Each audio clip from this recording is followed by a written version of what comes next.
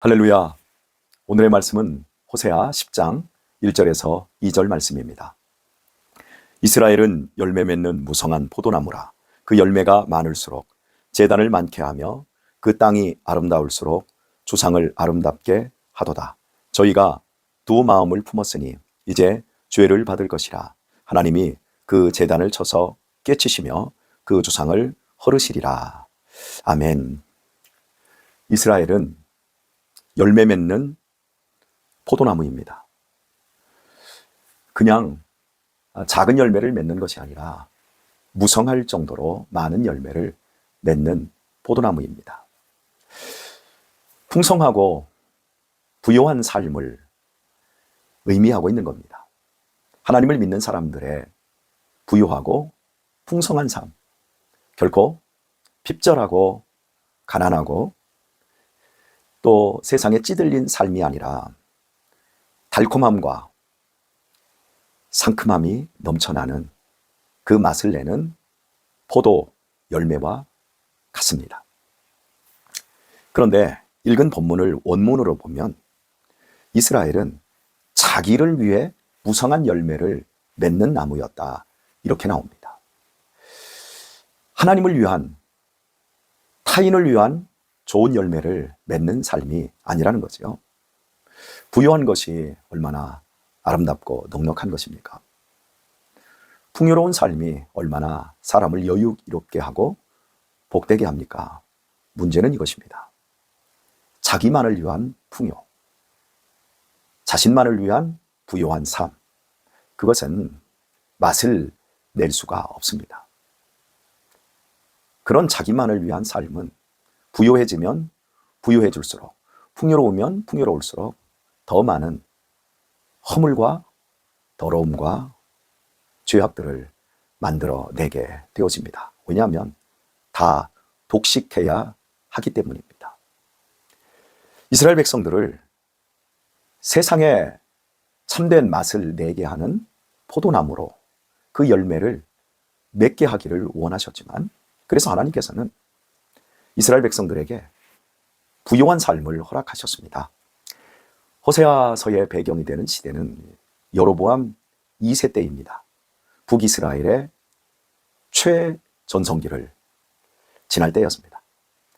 전쟁도 없고 그 땅은 평안하고 돈은 쌓이고 사람들은 부요 속에서 행복을 구가하던 시대였습니다. 그런데 그들은 참된 맛을 잃은 포도나무 열매였습니다. 그러면 그들이 어떻게 그 맛을 잃어버렸을까요? 그 열매가 많을수록 제단을 많게 하며 그 땅이 아름다울수록 주상을 아름답게 하도다. 제단을 많이 만들었습니다. 그리고 주상, 즉 우상들을 많이 만들고 아름답게 꾸몄다라는 말입니다. 얼핏 이 말씀을 보면 하나님을 위한 제단을 쌓은 것 같고 또 주상이라고 말을 하고 있으니까 이것이 그 한자로는 기둥 주자의 형상상자입니다. 그러면 하나님을 상징하는 어떤 건물들, 기둥을 만든 것처럼 오해할 수 있습니다. 그런 얘기가 아니고요. 자기 자신을 위한, 자기를 더 아름답게 치장하기 위한 것들로 자신의 부요한 삶을 이끌어갔다라는 이야기입니다. 이 과정에서 하나님을 섬기는 모든 제단과 또 주상은 결국 우상을 섬기는 것으로 변질되었다라는 것을 의미합니다. 하나님을 위해 존재해야 될 이스라엘 백성들이 자기 자신만의 행복과 즐거움을 위해서 하나님의 영광과 하나님의 존재를 나타내지 않는 더럽고 패역한 사람들이 된 것을 의미합니다. 그것을 2절로 가보면 더 구체적으로 저희가 두 마음을 품었으니 이제 죄를 받을 것이라. 하나님이 그 제단을 쳐서 깨치시며 그 주상을 헐으시리라 말씀하고 있습니다. 두 마음을 품은 겁니다. 양심은 문제될 것이 없습니다. 우리의 양심이 나뉘어지는 두 개의 마음, 양심이 되는 것이 문제입니다. 양심은 괜찮지만 두 개인 양심이 문제인 거죠. 우리의 마음에서는 욕구와 규범이라고 하는 것이 싸우고 있습니다. 우리 그리스도인들은 경건하게 살기를 원하지 않습니까? 그러나 그 마음이 다입니까? 아닙니다. 부유하게 살고 싶은 마음도 있지 않습니까? 우리가 청빈하게 살기를 원합니다. 동시에 우리는 부자로 살고 싶은 마음도 있습니다. 목사인 저 역시도 세상적으로 넉넉하게 살고 싶은 마음이 있습니다. 동시에 더 거룩해지고 싶은 마음이 있습니다. 경건, 거룩하게 살고자 하는 것, 청빈하게 살고자 하는 것은 하나님에 대한 말씀의 규범입니다. 그리고 더 부유하게, 부자가 되고 싶은 것, 더 여유롭게 살기를 원하는 이 모든 것들은 우리의 욕구입니다. 우리의 마음은 이렇게 두 마음이 존재합니다. 은혜를 많이 받았을 때는 우리 안에 있는 규범적인 신앙의 잣대가 우리를 지배합니다. 마음을 지배하니 우리의 삶도 지배되어집니다. 아주 건강한 쪽으로 나아가게 되어집니다. 하지만 우리의 욕구가 더 강해지면 우리의 삶은 하나님이 원하는 삶이 아닌 말씀에서 빗나가는 삶을 살게 되어집니다. 이렇게 되어지면 우리가 예배는 드립니다. 그러나 문제는 두 마음이기 때문에 결국 나를 숭배하고 나를 지지하는 욕구 쪽으로 치우쳐 버리죠. 그래서 내 자신을 하나님의 말씀에 쳐서 복종시키며 하나님이 열매 맺기를 원하는 의와 희락, 거룩으로 열매 맺어지는 삶, 여기에서 많이 이탈하게 되어집니다. 예배를 드리는 모습은 여전히 경건해 보입니다. 새벽 제단도 쌓습니다. 금요 제단도 쌓습니다. 개인적인 경건의 제단을 쌓습니다. 제단을 많이 쌓기는 쌓는데 결국 자기 자신의 무성한 열매를 맺는 대로 나아갑니다. 교회에서도 여전히 기둥과 같은 그런 사람으로 존재할 수 있습니다. 하지만 왜 기둥이 필요한지, 하나님의 나라, 세상 방식과는 다르며 하나님이 왕이 된 그 삶, 그 달콤하고 싱그러운 삶을 사는 사람으로서 기둥과 같은 역할을 하는 주상이 아닌 세상적으로 부유하고 세상적인 명예와 세상적인 자기를 드러내고자 하는 욕구들, 이런 것들로 주상이 되어가는 겁니다. 하나님은 이렇게 변질돼 버리면 결국에는 손을 대십니다.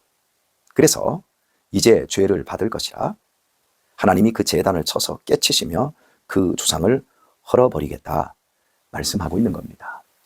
지난달 10월 26일에 모 방송국에서 고발 형식의 프로그램에서 방영된 타락방인가 아마 이런 제목의 TV를 시청하신 분들이 계시리라고 생각이 되어집니다. 류광수라고 하는 그 이단 총재지요.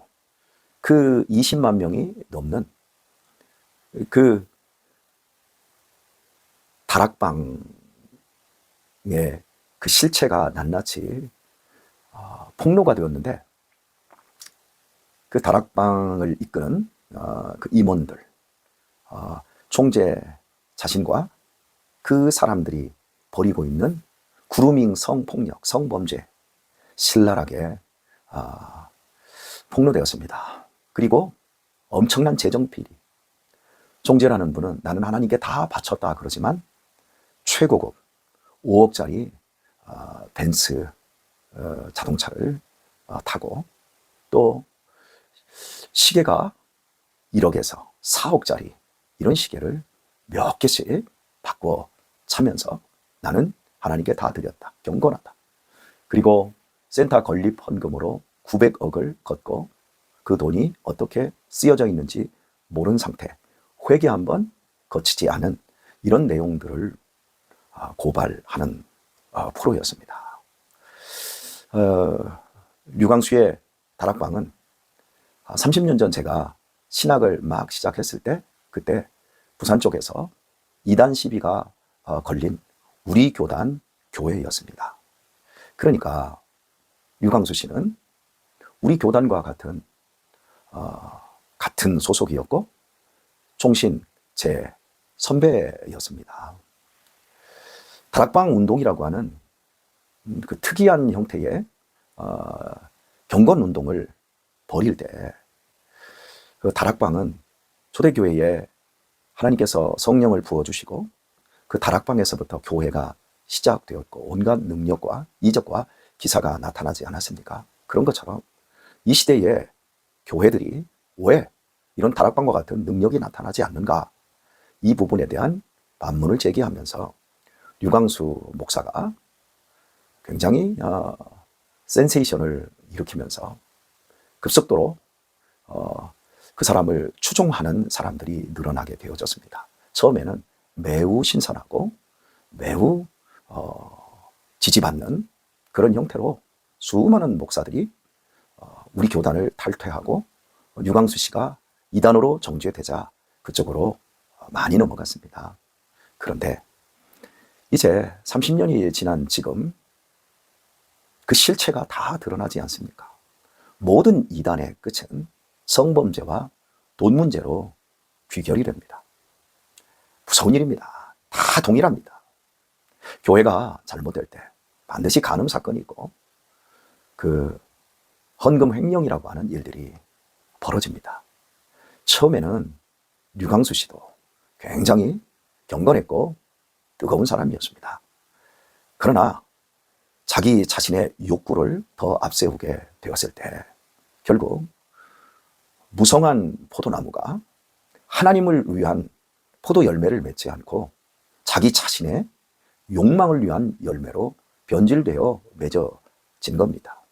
처음에는 순수한 복음의 마음으로 초대교회와 같은 교회를 회복하자라고 하는 경건의 열심을 보였으나 결국 마음이 갈린 겁니다. 두 마음을 품게 된 것이고 그 두 마음 가운데서 욕구를 쫓아간 거죠. 그리고 풍성해질수록 더 부유해질수록 더 아름답게 제단을 꾸미고 주상을 만들었으나 하나님께서 때가 되시자 온천하에 그 실체를 드러내게 되었습니다. 모든 이단들의 공통점이 바로 그겁니다. 처음에 시작할 때는 너무 순수합니다. 신천지도 또한 안상홍 증인회도 문선명의 통일교도 모두 다 순수하게 교회에서 출발을 했습니다. 그러나 가면 갈수록 욕망을 쫓고 가면 갈수록 하나님의 말씀을 곡해하고 자기만의 왕국을 건설하는 대로 나아가는 거지요.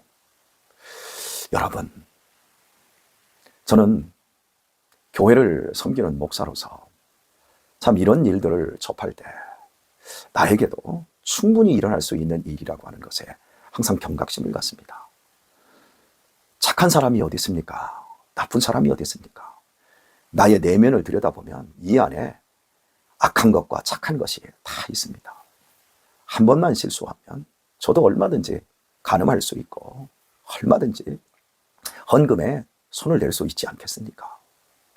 그래서 제 자신을 항상 주의하려고 굉장히 노력을 합니다.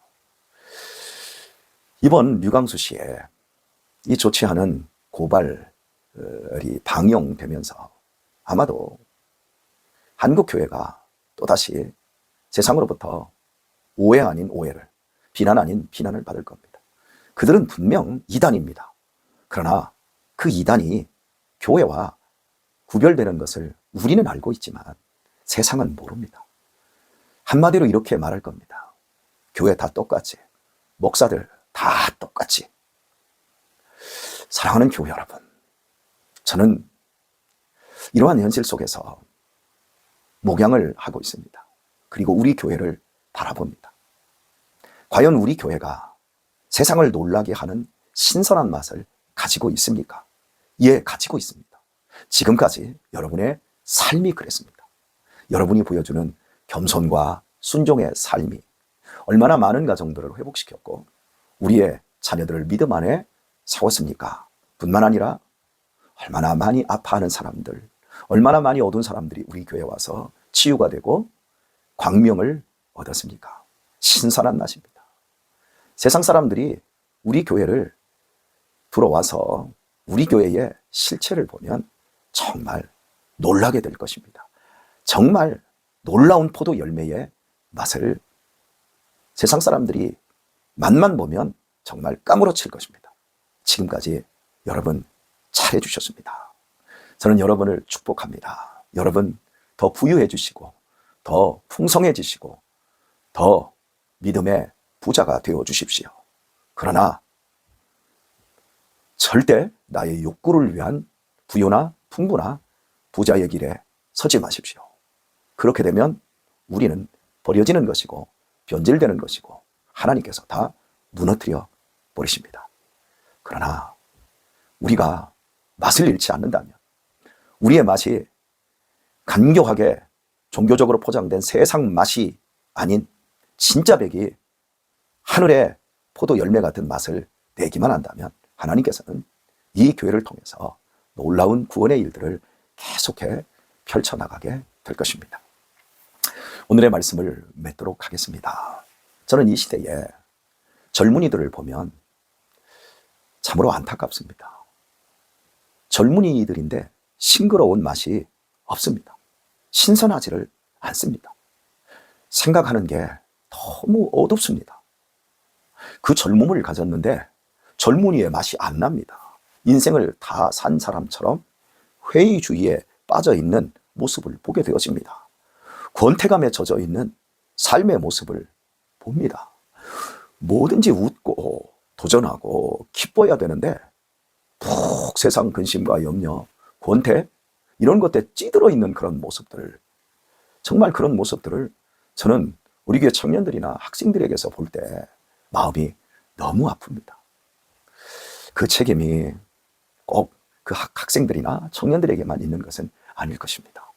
우리 부모 세대들이 조금 더 그들을 보다듬어 줘야 될 책임이 있다고 저는 느껴집니다.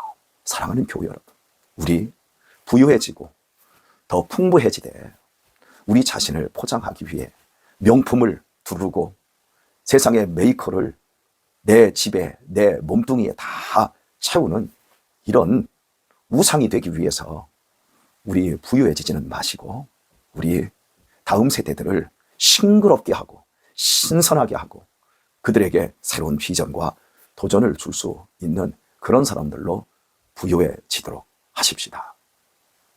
이 하루도 하나님께서 우리와 함께 하시며 눈이 굉장히 많이 왔습니다. 오늘 눈길에서도, 오늘 여러분의 버거운 일터에서도 여러분의 삶이 하나님을 기쁘시게 하는 포도 열매가 되시고 사람들에게 싱그럽고 신선한 맛을 전해주는 놀라운 삶이 될 수 있기를 바랍니다. 주님의 영광이, 주님의 함께 하심이 오늘 하루 여러분들과 여러분의 가정에 있기를 예수님의 이름으로 축원합니다.